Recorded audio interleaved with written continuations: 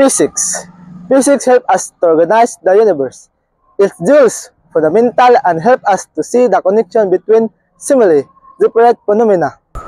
Physics gives us the powerful tools to help us to express our creativity, to see the world in a new way, and then we'll change it. Today, we're going to learn about kinematics. Kinematics is a mathematical description of motion without any reference to the cause. Kinematics comes from the Greek word kinema, which means motions. Kinematics is a branch of mechanics and the science of describing the motion of object using the words like speed, acceleration, and distance. Kinematics also uses diagrams, numbers, graphs, and equations with the goal to be able to create mental models that describe and explain in the word. So, the mathematical quantities used to describe motions are divided into two categories.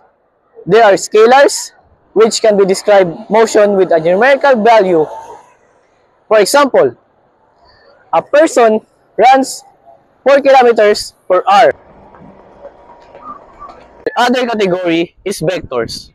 Vectors use a numerical value in a direction. For example, a cyclist is pedaling 20 kilometers per hour north. A cyclist is pedaling 20 kilometers per hour north. So, kinematics deals with 3 factors. There are displacement, velocity, and acceleration. So, let's look at displacement.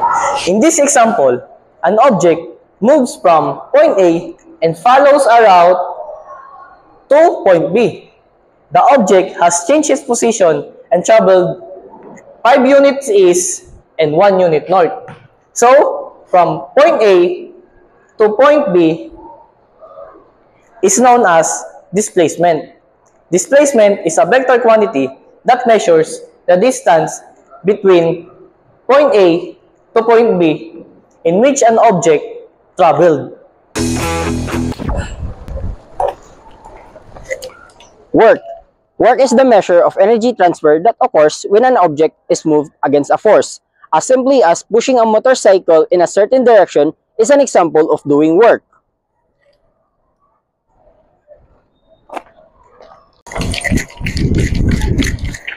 Energy.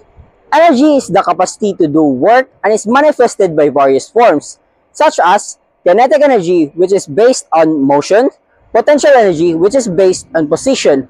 What I did earlier was running, which is an example of kinetic energy. What I'm doing right now is standing, which is an example of potential energy. Power. Power is the rate at which work is done or energy is transferred, indicating how quickly a task is accomplished or energy can be used. Physics gives us the An object moves